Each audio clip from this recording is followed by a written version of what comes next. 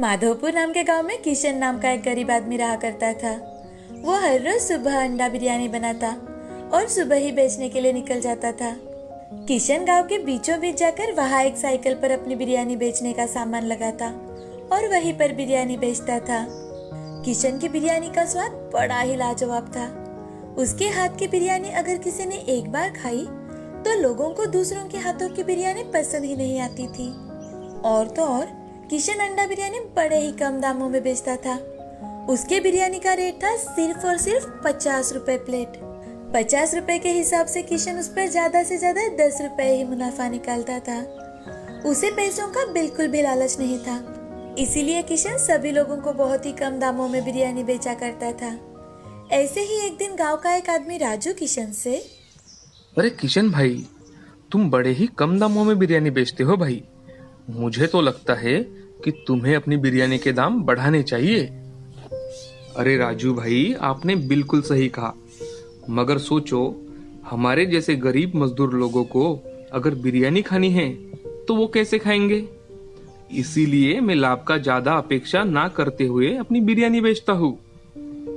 हाँ किशन भाई, ये तो बहुत ही अच्छी बात कही आपने। चलो, अब मुझे भी एक प्लेट बिरयानी दे दो। ये लो भाई। किशन राजू को बिरयानी देता है और अपने बाकी के कस्टमर को भी बिरयानी देने लगता है। तभी उसकी बिरयानी खाकर एक छोटी सी बच्ची किशन के पास आकर, अंकल, आपकी ये अंडा बिरयानी मुझे बहुत पसंद है। क्या आप मुझे एक और बिरयानी देंगे?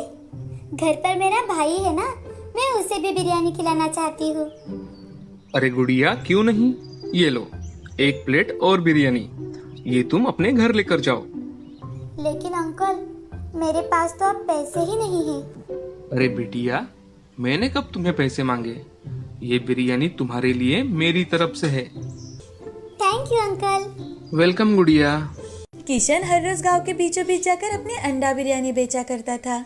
उस गांव के होटल वालों को किशन पर बहुत ज्यादा गुस्सा था, क्योंकि किशन अपनी अंडा बिरयानी सिर्फ और सिर्फ 50 रुपए प्लेट में बेचा करता था। और तो और उसमें स्वाद भी लाजवाब था। तो लोग बिरयानी खाने के लिए होटल में जाते ही नहीं थे।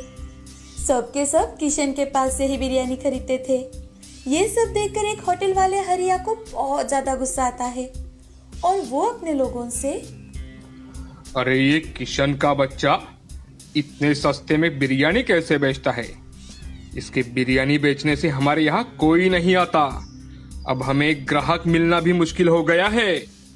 मालिक, इसका कुछ ना कुछ बंदोबस्त तो करना ही पड़ेगा, नहीं तो हमारा धंधा चौपट हो सकता है। हाँ, मैं भी वही सोच रहा हूँ। तुम एक काम करो, अपने कुछ आदमियों को लेकर उसके साइकिल के दुकान पर जाओ और उसका पूरा दुकान तहस नहस कर डालो। हाँ, ये अच्छा रहेगा मालिक। कुछ ही देर में हरिया के नौकर अपने साथ हॉकी स्टिक लेकर किशन की दुकान पर जाते हैं। इतने सारे लोग अपनी तरफ हॉकी स्टिक लेकर आते थे, किशन बहुत ज्यादा डर जाता है कि तभी सारे के सारे लोग आकर किशन से, क्या रे, तेरे को मस्ती चढ़ी है क्या, जो हमारे मालिक के होटल के मुकाबले में तू बिरयानी बेचता है। अबे ओए चपड़गंजू, तेरे को खुद की जिंदगी प्यारी नहीं क्या बे। 2-3 आदमी मिलकर किशन का पूरा दुकान तहस नहस कर देते हैं और सभी किशन को नीचे गिराकर बहुत मारते हैं। कुछ बात अगर पल्ले पड़ी हो तो कल से यहाँ बिरयानी बेचने मत आना, समझे। नहीं तो और भी तरीके हैं हमारे पास समझाने के। अरे नहीं नहीं साहेब, मैं आज के बाद यहाँ कभी बिरयानी नहीं बेचूंगा साहेब, मुझे माफ कर दो साहेब। हाँ, यही तुम्हारे लिए सही रहेगा बच्चू। अब सभी आदमी वहां से चले जाते हैं। किशन उठकर किसी तरह से अपना सामान समेटने की कोशिश करने लगता है, लेकिन उसे बहुत ज्यादा दर्द हो रहा था। उसे कई सारी जख्में हुई थी। वो जैसे तैसे अपना सामान समेटकर घर चला जाता है। घर जाकर अपनी मलहम पट्टी करता है और खुद से, हे भगवान, मैंने लोगों को कम दाम में बिरयानी मिले इसलिए इतनी मेहनत की, मगर अच्छाई का तो जमाना ही नहीं रहा। अब से मैं बिरयानी कभी नहीं बेचूंगा। खुद से ऐसी बातें कर किशन थोड़ा सा खाना खाकर सो जाता है। 2-3 दिन आराम करने के बाद अब किशन मजदूरी का काम ढूंढने के लिए चला जाता है। उसे काम मिलते ही वो काम करने लगता है। बहुत थकावट वाला काम था, लेकिन फिर भी किशन वो काम मन लगाकर कर रहा था। किशन जहाँ पर काम करता था, एक दिन उस साइड का मालिक वहाँ पर आकर काम देख रहा था। उस दिन बहुत कड़ी धूप थी। अरे ये मुझे क्या हो रहा है? साइड के मालिक वहीं पर चक्कर आकर गिर जाते हैं। ये देख किशन जल्दी से उनके पास जाता है और उनके चेहरे पर पानी मारकर उन्हें होश में लाता है। मालिक उठकर देखते हैं तो उन्हें एक काम करने वाले मजदूर ने मदद की थी। ये देख। तुम्हारा बहुत बहुत शुक्रिया। आज मैंने कुछ खाना ही नहीं खाया था, ऊपर से ये तेज धूप, शायद इसीलिए मुझे चक्कर आ गए। मालिक, अगर आपको कोई एतराज ना हो तो आप कृपया मेरे घर चलिए। मेरा घर यहाँ नजदीक ही है। मैं मेरे हाथों से बनी बिरयानी आपको खिलाता हूँ। अच्छा चलो, मुझे भी बहुत भूख लगी है। किशन उन्हें अपने साथ लेकर अपने घर चला जाता है। घर जाकर मालिक को एक कुर्सी पर बैठने के लिए कहता है। तभी मालिक किशन से, क्या घर में तुम अकेले रहते हो? हाँ मालिक, घर में मैं अकेला ही रहता हूँ। आप थोड़ी देर आराम कीजिए, मैं जल्द ही आपके लिए बिरयानी बना कर लाता हूँ। ठीक है। वहाँ पर बैठे बैठे मालिक देख रहे थे कि किशन कैसे बिरयानी बनाता है। किशन अपना हाथ जल्दी जल्दी चलाकर एक स्वादिष्ट अंडा बिरयानी बनाता है और बड़े ही सुंदरता से पेश करते हुए मालिक को देता है। मालिक बिरयानी का एक निवाला खाते ही, अरे वाह भाई, ऐसी बिरयानी मैंने आज तक नहीं खाई। बहुत ही स्वादिष्ट बिरयानी बनाई है तुमने, लजीज। धन्यवाद मालिक। तुम्हारे हाथों में अगर इतना अच्छा स्वाद है तो तुम ऐसी बिरयानी बनाकर क्यों नहीं बेचते? मजदूरी क्यों करते हो?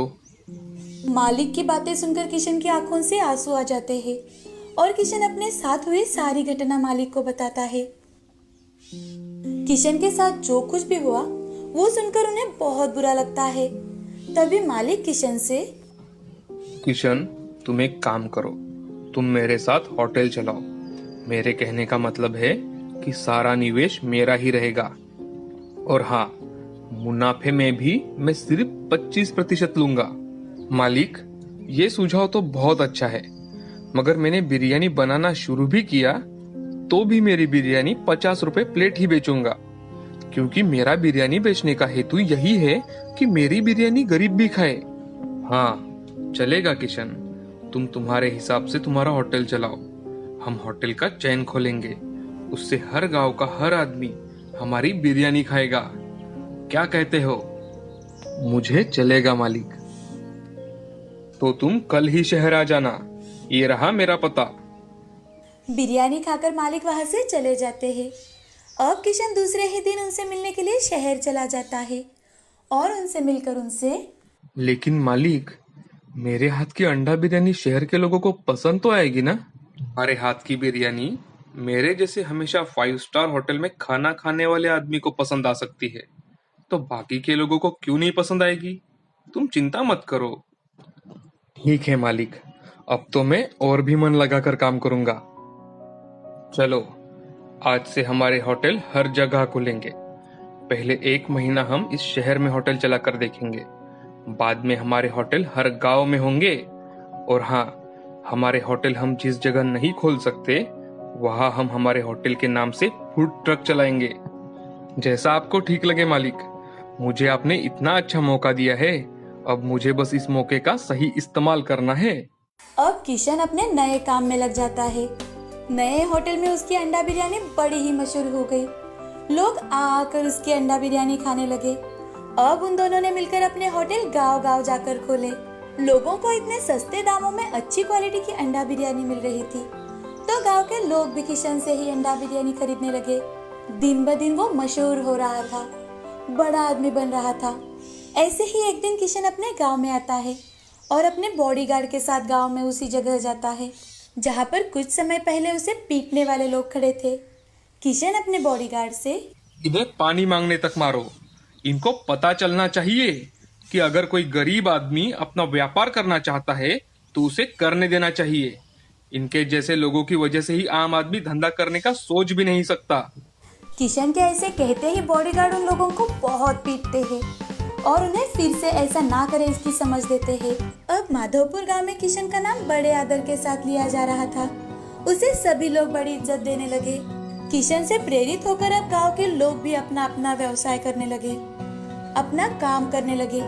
किशन ने अपनी कड़ी मेहनत के दम पर अपना नसीब बनाया था।